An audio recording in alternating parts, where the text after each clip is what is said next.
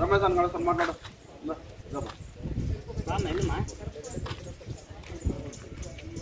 ಎಲ್ಲಿ ಕೆಲಸ ಮಾಡ್ತಿದ್ಯಾ? ಬಾ ಬೇಗ ಬಾ.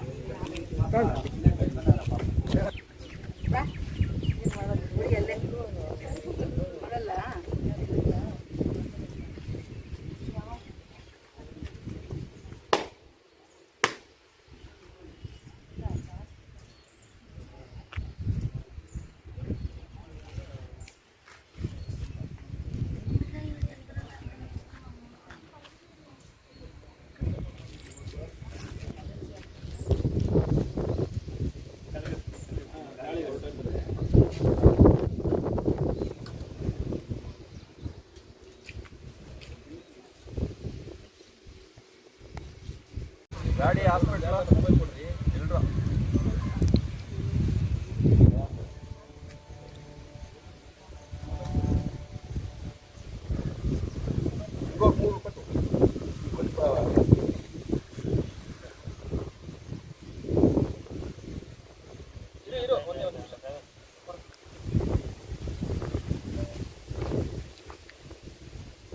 ನಾಡ ಬಂಧುಗಳೇ, ಸ್ವಲ್ಪ ಈ ಕಡೆ ಮೇಡಮ್ ಅವರು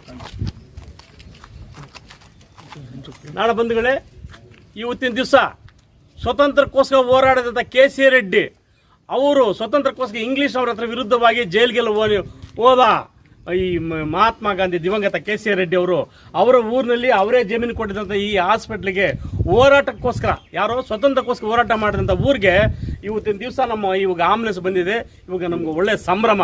ಏನಂದ್ರೆ ಒಂದು ಸುಮಾರು ವರ್ಷಗಳಿಂದ ಇಲ್ಲೇ ಕೆಲವರು ಸೀನಿಯರ್ಸ್ ಇದ್ದಾರೆ ನಮ್ಮ ಸ್ಟಾಫ್ನವರು. ಇಲ್ಲೇ DH ಬಂದಿದ್ರು. ಸರ್ ಇನ್ನಿಬ್ಬರು ಡಾಕ್ಟರ್ ಇದ್ದಿದ್ದು, ಒಂದು ಆಂಬುಲೆನ್ಸ್ ಹಾಸ್ಪಿಟ್ಲ್ಗೆ ಒಂದು ಆಂಬುಲೆನ್ಸ್ ಇತ್ತು, ಇವಾಗ 108 ಆಂಬುಲೆನ್ಸ್ ಕೂಡ ಇತ್ತು, ಎಲ್ಲ ಹೋಗ್ಬಿಟ್ಟಿದೆ ಅಂತ ಹೇಳಿದ್ಮೇಲೆ ಅವ್ರು ಇನ್ನೊಂದು ಡಾಕ್ಟರ್ ಕೂಡ ಆಗ್ತೀರಿ ಅಂತ ಹೇಳಿದ್ರು. ನಾವು ಅನೇಕ ಹೋರಾಟಗಳು ಮಾಡಿದ್ದೀವಿ. ದಲಿತ ಸಂಘಟನೆಯವರು ಕೂಡ ಹೋರಾಟ ಮಾಡಿದ್ದೀವಿ. ಕನ್ನಡ ಪರ ಸಿಂಹಗರ್ಜನೆ ವೇದಿಕೆ ಮತ್ತೆ ಅವರು ದಲಿತ ಸಂಘಟನೆಯವರು, ಕನ್ನಡ ಪರ ಸಂಘಟನೆಯವರು ಎಲ್ಲರೂ ಕೂಡ ಹೋರಾಟ ಮಾಡಿ CO ಆಫೀಸ್ ಎದುರುಗಡೆ ಕೂಡ ಕಂಗಾಳಬಿಳ್ಳ ಕಣ್ಣಪ್ಪ ನೇತೃತ್ವದಲ್ಲಿ ದಲಿತ ಸಂಘಟನೆಯಲ್ಲಿ CO ಆಫೀಸ್ನಲ್ಲಿ ಕೂಡ ಹೋರಾಟ ಮಾಡಿದ್ದೀವಿ. ಒಂದು ಆಂಬುಲೆನ್ಸ್ ಬೇಕು ಅಂತ. ಇನ್ನೊಂದು DH ಅವರ ಆಫೀಸ್ನಲ್ಲಿ ಕೂಡ ನಾವು ಹೋರಾಟ ಮಾಡಿದ್ದೀವಿ. ಆದರೆ ಸುಮಾರು ಹೋರಾಟಗಳು ಮಾಡಿದೆ. ಮೊನ್ನೆ ಮೋಹನ್ ಕೃಷ್ಣ ಅವರು ಕೂಡ ನಮ್ಮ ಇದರಲ್ಲಿ ಕೂಡ ಹೇಳಿದ್ರು, ನಾವು ಹೋರಾಟ ಸ್ಟಾರ್ಟ್ ಮಾಡ್ತಾ ಇದ್ದೇವೆ ಅಂತ ಕೂಡ ಹೇಳಿದ್ರು. ಎಲ್ಲ ಪತ್ರಿಕೆ ಮಾಧ್ಯಮದಲ್ಲಿ ಕೂಡ ಬಂದಿತ್ತು. ಆದರೆ ಏನಂದ್ರೆ ಈ ಕೆಲವು ದಿವಸ ಡ್ರಾಮಾ ಮಾಡಿದ್ರು. ಯಾಕಂದ್ರೆ ಅದು ಯಾವ ಥರ ಏನಿದೆ ಗೌರ್ಮೆಂಟ್ನಲ್ಲಿ ಏನಂತ ಗೊತ್ತಿಲ್ಲ. ನಮ್ಮ ಮಾಹಿತಿ ಹಕ್ಕು ಸಾಮಾಜಿಕ ಕಾರ್ಯಕರ್ತರ ವೇದಿಕೆ ನಮ್ಮ ರಾಜ್ಯಾಧ್ಯಕ್ಷ ಉಪಾಧ್ಯಕ್ಷರು ಬಂದಿದ್ದಾರೆ. ನಮ್ಮ ಕೋಲಾರ ಚಿಕ್ಕಬಳ್ಳಾಪುರದಿಂದ ನಮ್ಮ ಸ್ಟಾಫ್ ಪದಾಧಿಕಾರಿಗಳು ಬಂದಿದ್ದಾರೆ. ಕೃಷ್ಣಾರೆಡ್ಡಿ ನಾಯ್ಡು, ಇನ್ನೊಬ್ಬ ರಾವ್ ಅಂತ ಬಂದಿದ್ದಾರೆ. ಮತ್ತು ಮಿಕ್ಕಿದ ಸ್ನೇಹಿತರೆಲ್ಲ ಕೂಡ ಬಂದಿದ್ದಾರೆ. ನಮ್ಮ ಪದಾಧಿಕಾರಿಗಳು ಮಾಹಿತಿ ಹಕ್ಕು ಸಾಮಾಜಿಕ ಕಾರ್ಯಕರ್ತರ ಪದಾಧಿಕಾರಿಗಳು ಮಹಾಲಕ್ಷ್ಮಿ ಅವರು ಬಂದಿದ್ದಾರೆ. ಮತ್ತು KJP ಅಧ್ಯಕ್ಷರು ಕೂಡ ಶ್ರೀನಿವಾಸ ಬಂದಿದ್ದಾರೆ. ಇವತ್ತು ಗ್ರಾಮಸ್ಥರ ಯುವಕರು ಇವರು ಕೂಡ ಬಂದಿದ್ದಾರೆ. ಇವರೆಲ್ಲರ ನೇತೃತ್ವದಲ್ಲಿ ಇವತ್ತೇನೆಂದರೆ ಈ ಡ್ರಾಮಾ ಮಾಡಬಾರ್ದು. ಕಾಯಂ ಆಂಬುಲೆನ್ಸ್ ಎಷ್ಟೋ ಜನ ಪ್ರಾಣ ಕಳೆದೋಗಿದೆ. ಅವ್ರಿಗೆ ಯಾವುದೋ ಪರಿಹಾರ ಸಿಕ್ಕಿಲ್ಲ. ಮರ್ದಕಟ್ಟ ಜನ 6 ಜನ ಮಾತ್ರ ಸತ್ತೋದ್ಮೇಲೆ 2 ಲಕ್ಷ ಕೊಟ್ಟು ಸರ್ಕಾರದವರು. ನಮ್ಮ ಉದ್ದೇಶ ಒಂದೇ ಒಂದು ಉದ್ದೇಶ, ಕಾಯಂ ಆಂಬುಲೆನ್ಸ್ ಈ ಗಡಿ ಭಾಗದಲ್ಲಿ ಆಂಬುಲೆನ್ಸ್ ನಲ್ಲಿ ಇಲ್ಲದೆ ಹೋದ್ರೆ ಸುಮಾರು ಜನ ಸತ್ತೋಗಿದ್ದಾರೆ. ಇದ್ರ ಬಗ್ಗೆ ಕೂಡ ಒಂದು ಎಕ್ಸಾಂಪಲ್ ಕೂಡ ಇವರು ನಮ್ಮ ಯುವ ನಾಯಕ ವಿನಯ್ ಕೂಡ ಅವರು ಒಂದೇ ಒಂದು ಮಾತಾಡ್ತಾರೆ. ಏನಂದ್ರೆ ಈ ಭಾಗದಲ್ಲಿ ಆಂಬುಲೆನ್ಸ್ ಇಲ್ಲದೆ ಇರೋದಕ್ಕೋಸ್ಕರ ಇವತ್ತಿನ ದಿವಸ ಅನೇಕ ಹೋರಾಟಗಳಿಗೋಸ್ಕರ ಇವತ್ತು ನಮ್ಮ ಸಕ್ಸಸ್ ಆಗಿ ನಮ್ಮ DMN ಅವರು ನಮ್ಮ DH ಅವರು ಕೂಡ ಹೇಳಿದ್ರು, ನಿಮ್ಗೆ ಹೊಸ ಆಂಬುಲೆನ್ಸ್ ಕೊಡ್ತೀರಿ ಅಂತ ಹೇಳಿದ್ರು. ಅದು ಸರ್ಕಾರದಿಂದ ಬಂತೋ ಇಲ್ಲೋ ನಮಗೆ ಗೊತ್ತಿಲ್ಲ.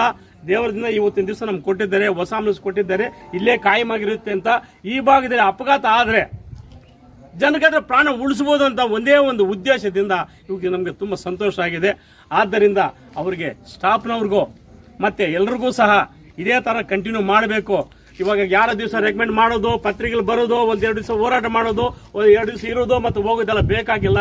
ಇಲ್ಲೇ ಕಾಯಂ ಆಂಬುಲೆನ್ಸ್ 108 ಆಂಬುಲೆನ್ಸ್ ಇರೋದು ಪರವಾಗಿಲ್ಲ. 108 ಆಂಬುಲೆನ್ಸ್ ಅಪಘಾತ ಆಗದವಾದರೆ ಮತ್ತೆ ಹಾವು ಕಚ್ಚಿದ್ರು ಕೂಡ ಇಲ್ಲೇ ಇರಬೇಕು ಅಂತ ನಮ್ಮ ಹೋರಾಟ ಮಾಡೋದಕ್ಕೋಸ್ಕರ ಇವತ್ತು ದಿವಸ ಬಂದಿದೆ. ಅದರಿಂದ ಎಲ್ರಿಗೂ ಸಂತೋಷ. ಇವಾಗ ಸ್ಟಾಫ್ನವರು ಕೂಡ ಒಳ್ಳೆ ಟ್ರೀಟ್ಮೆಂಟ್ ಕೂಡ ಕೊಡ್ತಾರೆ, ಏನು ಸಮಸ್ಯೆ ಏನಿಲ್ಲ. ಒಳ್ಳೆ ಡಾಕ್ಟ್ರು ಬಂದಿದ್ದಾರೆ, ಒಳ್ಳೆ ಟ್ರೀಟ್ಮೆಂಟ್ ಕೊಡ್ತಾರೆ, ನಮಗೆ ಏನು ಸಮಸ್ಯೆ ಇಲ್ಲ. ಇನ್ನೊಬ್ಬರು ಡಾಕ್ಟರ್ ಬೇಕು, ಬೆಳಗ್ಗೆ ಬರ್ತಾರೆ ಹೋಗ್ಬಿಡ್ತಾರೆ. ಇನ್ನೊಬ್ಬರು ಡಾಕ್ಟರ್ ಬೇಕು ಅಂತ ಕೂಡ ನಾವು ಹೇಳಿದ್ದೀವಿ. ನಮ್ಮ ಆಡಳಿತಾಧಿಕಾರಿ ನಮ್ಮ ಡಾಕ್ಟರ್ ಮೇಡಮ್ನವ್ರು ಕೂಡ ಹೇಳಿದ್ದಾರೆ. ಏನಂದ್ರೆ ಇನ್ನೊಬ್ಬ ಡಾಕ್ಟರ್ ಕೂಡ ನಾವು ಏರ್ಪಾಟ್ ಮಾಡ್ತೀವಿ ಅಂತ ಕೂಡ ಇವ್ರು ಕೂಡ ಹೇಳಿದ್ರು, ವಿಡಿಯೋ ಕೂಡ ರೆಕಾರ್ಡ್ ಮಾಡ್ಕೊಂಡಿದ್ದೀವಿ. ಏನಂದ್ರೆ ಸಂಗನಹಳ್ಳಿ ಅಲ್ಲಿ ಇಲ್ಲಿ ಕ್ಲಿನಿಕ್ ಇದೆ ಅಂತ ಅಲ್ಲಿಕ್ಕೆ ಅರೇಂಜ್ಮೆಂಟ್ ಮಾಡಿ ಇನ್ನೊಬ್ಬ ಡಾಕ್ಟರ್ ಕೂಡ ಹಾಕ್ತೀನಿ ಅಂತ ಹೇಳಿದ್ರು. ಸುಮಾರು ದಿವಸ ಆಯ್ತು, ಅದು ಯಾವ ತರ ಇದೆ ಏನು ಅಂತ ಕೂಡ ಅವ್ರು ಕೂಡ ಒಂದು 2 ಮಾತು ಹೇಳ್ತಾರೆ. ಯಾಕಂದ್ರೆ ಈ ಭಾಗದಲ್ಲಿ ಸುಮಾರು ಜನ ಸತ್ತೋಗ್ಬಿಟ್ಟಿದ್ದಾರೆ. ಆದ್ದರಿಂದ ನಮ್ಮ ಉದ್ದೇಶ ಏನಂದ್ರೆ, ನಾನು ಕೂಡ ಜಾಸ್ತಿ ಮಾತಾಡಕ್ಕೆಲ್ಲ ಸುಮಾರು ಜನ ಇದ್ದಾರೆ, ಒಂದೊಂದು ನಿಮಿಷ ಮಾತಾಡ್ತಾರೆ.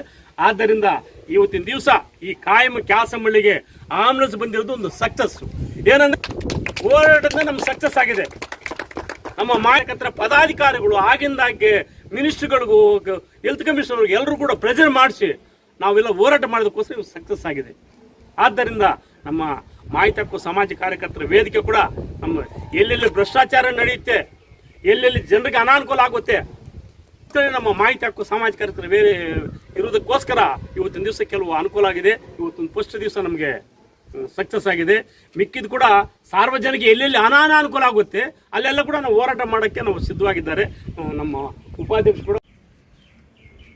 ಆತ್ಮೀಯ ಕ್ಯಾಸಂಬಳ್ಳಿ ಗ್ರಾಮದ ಮಹಾಜನತೆಗೆ ರಾಜ್ಯ ಮಾಹಿತಿ ಹಕ್ಕು ಮತ್ತು ಸಾಮಾಜಿಕ ಕಾರ್ಯಕರ್ತರ ವೇದಿಕೆಯ ರಾಜ್ಯ ಉಪಾಧ್ಯಕ್ಷರಾದಂತಹ ನರಸಿಂಹಗೌಡರವರ ವಂದನೆಗಳು. ಆತ್ಮೀಯ ಬಂಧುಗಳೇ, ಸಾಕಷ್ಟು ವಿಚಾರಗಳನ್ನು ನಮ್ಮ ಸೋಮಸುಂದರ ರೆಡ್ಡಿ ಅವರು ಮಾತನಾಡಿದ್ದಾರೆ. ಆಂಬ್ಯುಲೆನ್ಸು ತರಬೇಕಾದ್ರೆ ನಮ್ಮ ವೇದಿಕೆಯ ಪದಾಧಿಕಾರಿಗಳು ಎಷ್ಟು ಕಷ್ಟಪಟ್ಟರು ಅನ್ನೋದು ನಮಗೆ ಗೊತ್ತು. ಕ್ಯಾಸಂಬಳ್ಳಿಗೆ ಬಂದು ಪ್ರತಿಭಟನೆ ಮಾಡಲಿಲ್ಲ, ಇಲ್ಲ TH ಆಫೀಸ್ ಹತ್ರ ಕೂತ್ಕೊಂಡು ಪ್ರತಿಭಟನೆ ಮಾಡಲಿಲ್ಲ, ಇಲ್ಲ ಜಿಲ್ಲಾ TH ಮತ್ತು DH ಆಫೀಸ್ ಹತ್ರ ಕೂತ್ಕೊಂಡು ಏನು ಪ್ರತಿಭಟನೆ ಮಾಡಲಿಲ್ಲ. ನಮ್ಮದೇ ಆದ ಶೈಲಿಯಲ್ಲಿ ನಾವು ಹೆಲ್ತ್ ಮಿನಿಸ್ಟ್ರಿಯಿಂದ ಹಿಡಿದು ಪ್ರಿನ್ಸಿಪಲ್ ಸೆಕ್ರೆಟರಿಯಿಂದ ಹಿಡಿದು ಯಾರ್ಯಾರಿಗೆ ಒತ್ತಡಗಳನ್ನು ಹಾಕಬೇಕು ಆ ಒತ್ತಡಗಳನ್ನು ಹಾಕಿ ಕ್ಯಾಸಂಬಳ್ಳಿಗೆ ಒಂದು ತುರ್ತು ವಾಹನ ಬೇಕೇ ಬೇಕು, ನೀವು ಕೊಡಲಿಲ್ಲ ಅಂತ ಅನ್ನೋದೇ ಆದರೆ ನಾವು ಧರಣಿ ಕೂರ್ತೀವಿ ಅಂತ ಹೇಳಿ ಅವರಿಗೆ ಒಂದು ನಾವು ಎಚ್ಚರಿಕೆಯನ್ನು ಕೊಟ್ಟು ಅಧಿಕಾರಿಗಳಿಗೆ ಇವತ್ತು ನಿಮ್ಮ ಕ್ಯಾಸಂಬಳ್ಳಿ ಗ್ರಾಮಕ್ಕೆ ತುರ್ತು ವಾಹನ ಬಂದಿದೆ. ನಿಜವಾಗಲೂ ಇದು ಸಂತೋಷವಾದಂಥ ವಿಚಾರ. ಯಾರ್ಯಾರು ಅಧಿಕಾರಿಗಳು ಯಾವ ಅಧಿಕಾರಿಗಳು ಪ್ರಾಮಾಣಿಕವಾಗಿ ಈ ಆಂಬ್ಯುಲೆನ್ಸು ಕ್ಯಾಸಂಬಳ್ಳಿ ಗ್ರಾಮಕ್ಕೆ ಬರಲಿಕ್ಕೆ ಕೆಲಸವನ್ನು ಮಾಡಿದ್ರು ಅವರೆಲ್ಲರಿಗೂ ಕೂಡ ನಮ್ಮ ರಾಜ್ಯ ಮಾಹಿತಿ ಹಕ್ಕು ಮತ್ತು ಸಾಮಾಜಿಕ ಕಾರ್ಯಕರ್ತರ ವೇದಿಕೆಯ ವತಿಯಿಂದ ನಿಜವಾಗಲೂ ನನ್ನ ಹೃದಯಪೂರ್ವಕ ವಂದನೆಗಳು ಅಧಿಕಾರಿಗಳಿಗೆ. ಕ್ಯಾಸಂಬಳ್ಳಿ ಅಂತ ಅಂದರೆ KC ರೆಡ್ಡಿ ಅವರು, ಚಂಗಾಲರಾಯ ರೆಡ್ಡಿ ಏನು ಮೊಟ್ಟ ಮೊದಲ ಮುಖ್ಯಮಂತ್ರಿ, ಸ್ವಾತಂತ್ರ್ಯ ಹೋರಾಟಗಾರರು, ಮೊಟ್ಟ ಮೊದಲ ಮುಖ್ಯಮಂತ್ರಿ. ಇಲ್ಲಿಗೆ ಒಂದು ಆಂಬ್ಯುಲೆನ್ಸ್ ಕೇಳಕ್ಕೆ, ಒಂದು ಆಂಬ್ಯುಲೆನ್ಸ್ ಕೊಡೋಕ್ಕೆ ಸರ್ಕಾರ ಹಿಂದೆ ಮುಂದೆ ನೋಡ್ತದೆ ಅಂತ ಅಂದರೆ ನಿಜವಾಗಲೂ ನಾಚಿಕೆಗೇಡಿನ ಸಂಗತಿ ಇದು. ನೀವು ಬೆಂಗಳೂರಲ್ಲಿ ಓಡಾಡೋರಿದ್ರೆ ಜಾಸ್ತಿ ಹೆಬ್ಬಾಳ ಫ್ಲೈಓವರ್ ಹತ್ರ ಈ ಭಾಗಕ್ಕೆ ಹೋಗೋ ಒಂದು ರಸ್ತೆಗೆ KC ರೆಡ್ಡಿ ರಸ್ತೆ ಅಂತ ಬೋರ್ಡ್ ಹಾಕಿ ನಾಮಕರಣ ಮಾಡಿದ್ದಾರೆ. ಅದು ಯಾವ ಪುರುಷಾರ್ಥಕ್ಕೆ ಮಾಡಿದಾರೋ ದೇವರನ್ನ ಗೊತ್ತಿಲ್ಲ.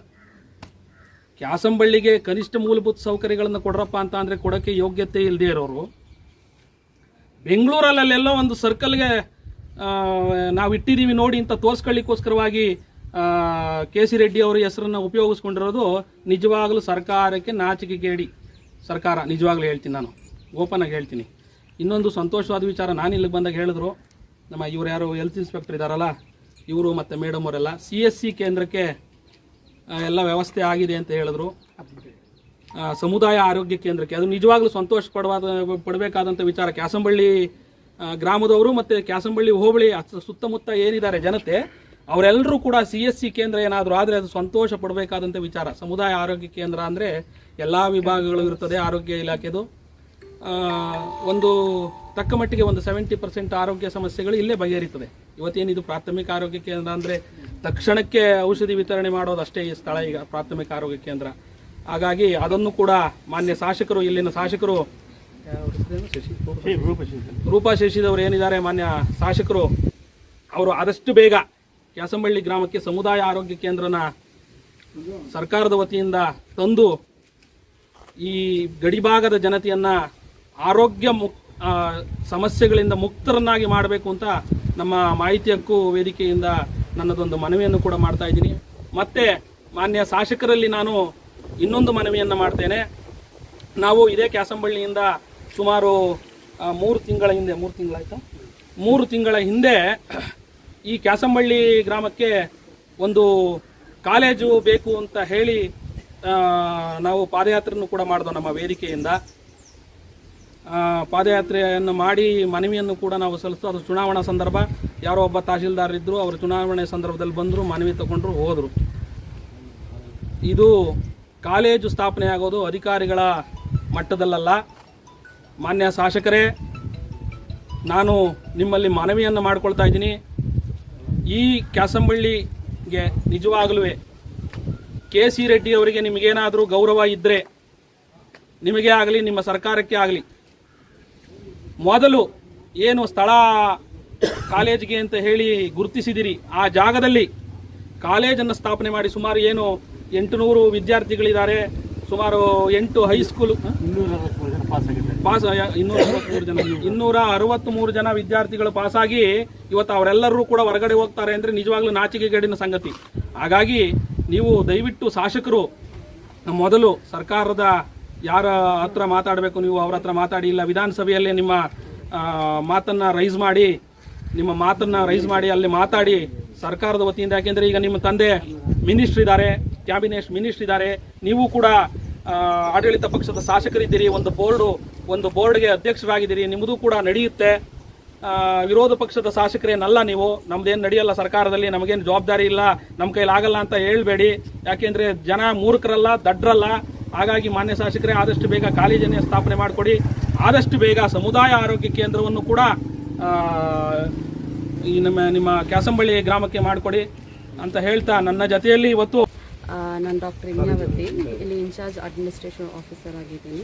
ಸೊ ಇಷ್ಟು ವರ್ಷದಿಂದ ಇಲ್ಲಿ ಆಂಬ್ಯುಲೆನ್ಸ್ ಇರಲಿಲ್ಲ, ಎಲ್ಲರಿಗೂ ಕಷ್ಟ ಆಗ್ತಾಯಿತ್ತು. ಏನಾದರೂ ಆಕ್ಸಿಡೆಂಟ್ ಇಲ್ಲಾಂದರೆ ಸ್ನೇಕ್ ಬೈಟ್ ಕೇಸಸ್ ಏನಾದರೂ ಇದ್ದರೆ ಎಮರ್ಜೆನ್ಸಿ ರೆಫರೆನ್ಸ್ಗೋಸ್ಕರ ಇಲ್ಲಿ ಕಷ್ಟ ಆಗ್ತಾಯಿತ್ತು.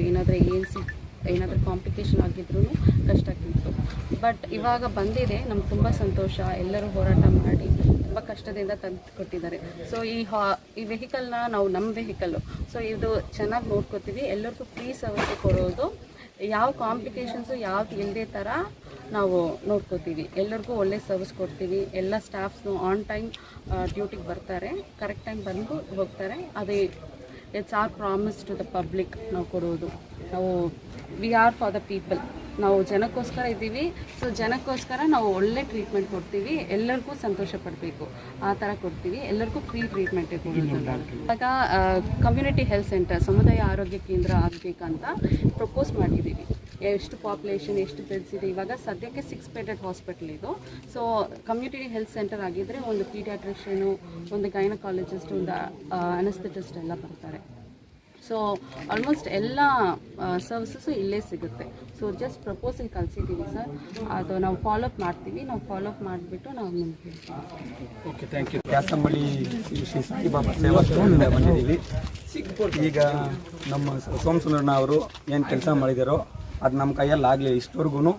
ಈಗ ಇನ್ನು ಮುಂದೆ ನಾವು ಎಲ್ಲದಕ್ಕೂ ಸಿದ್ಧರಾಗಿರ್ತೀವಿ.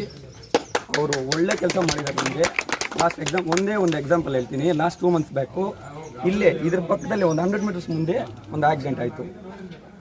ಒಂದು ಹಾಫ್ ಅನ್ ಅವರ್ ಇತ್ತು, ಅಲ್ಲೇ ಹಾಕ್ಕೊಂಡಿದ್ದಾರೆ. ಬ್ಲೀಡಿಂಗ್ ಆಗ್ತಾ ಇದೆ, ಯಾರೂ ಬಂದಿಲ್ಲ. ಒಂದೇ ಒಂದು ಆ್ಯಂಬುಲೆನ್ಸ್ ಸಿಗಲಿಲ್ಲ. ನಾನು ಫೋನಿಂದನೇ ಫೋನ್ ಮಾಡಿದ್ದೀನಿ. ಸುಂದ್ರಪಾಳ್ಯದಲ್ಲಿ ಒಂದಿತ್ತು, ಬೇತ್ಮಂಗ್ಲದಲ್ಲಿ ಒಂದಿತ್ತು, ಆ್ಯಂಬುಲೆನ್ಸ್ ಬಂದಿಲ್ಲ. Last half an hour wait ಮಾಡಿ ಕುರ್ಬೂರ್ ಮಂಜು ಅಂತ ಅವರ ಅಣ್ಣ ಕಾರ್ ತಗೊಬಂದು ಅವ್ರು ಎತ್ಕೊಂಡು ಹೋಗಿ ಈಗಲೂ ಕೋಮಾದಿಂದ ಈಗ ತಾನೇ ಏನೋ ರಿಕವರ್ ಆಗಿದ್ದಾರಂತೆ 1 ಮಂತ್ ಬ್ಯಾಕ್. ಹಂಗಿದೆ ಎಲ್ಲ ನಮ್ಮ ಸೋಮಸುಂದರಣ್ಣ ಅವರಿಂದನೇ. ನನಗೆ ಗೊತ್ತಿರೋ ಮಟ್ಟಿಗೆ ಸೋಮಸುಂದರಣ್ಣ ಅವರು ಮಾಡಲಿಲ್ಲ ಅಂದರೆ ಈ ಆ್ಯಂಬುಲೆನ್ಸ್ ಬರ್ತಾ ಇರಲಿಲ್ಲ. ಅವ್ರು ಹೋರಾಟ ಮಾಡಿ ಇಷ್ಟೆಲ್ಲ ಮಾಡಿದ್ದಾರೆ. ಅದೇ